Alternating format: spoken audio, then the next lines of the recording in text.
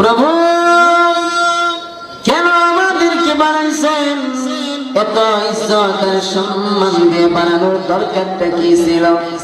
আল্লাহ নিজে আমাদেরকে জিজ্ঞাসা করেন, আফা হাসিবতুম আন্নামা খালাকনাকুম আবাসা, ও মানুষ তোমরা কি মনে করো আমি আল্লাহ তোমাদেরকে অযথা বানাইলাম? না রে গোলাম, না রে বান্দা বান্দি, অযথা তোমাদেরকে বানাই নাই। তাহলে কেন বানাইছেন?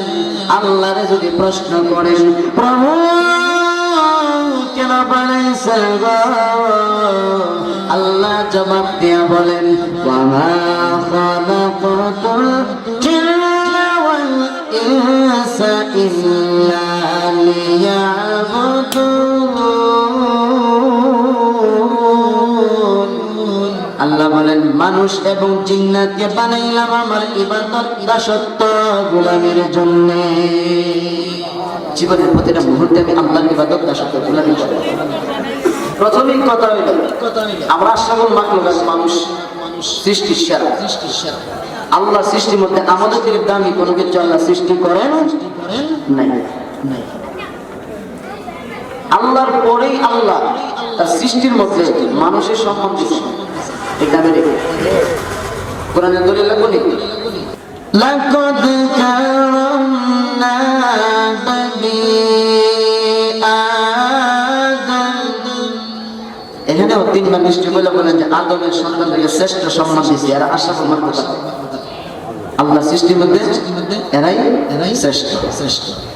ঠিক না বেটি? والتين والزيتون وطور سينين আসেনি কোরআন?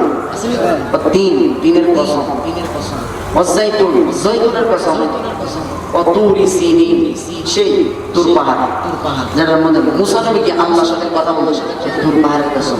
وهذا البلد الأمين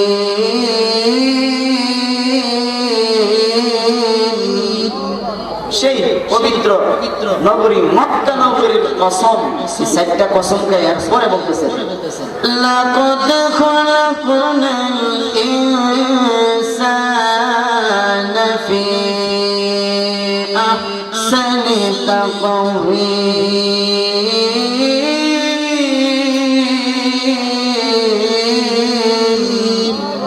নিশ্চয়ই নিশ্চয়ই নিশ্চয়ই তিনবার লাকাদ লামে থাকে আরবিতে গ্রামার আছে, সবটাকে জুমলায় তাকি দিয়ে তিনবার নিশ্চয় নিশ্চয় পয়লা বলতেছেন।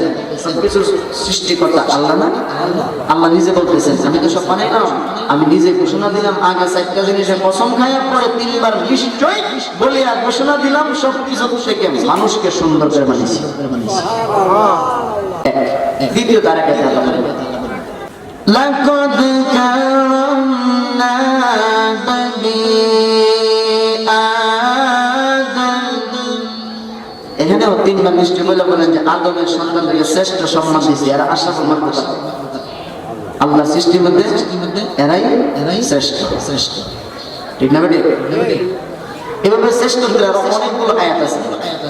আমাদের মুহাম্মদ রাসূলুল্লাহ সাল্লাল্লাহু আলাইহি ওয়াসাল্লামের উম্মত যে আমরা হইছি, এই ব্যাপারে কোরআনে আয়াত আছে এই উম্মতই শ্রেষ্ঠ।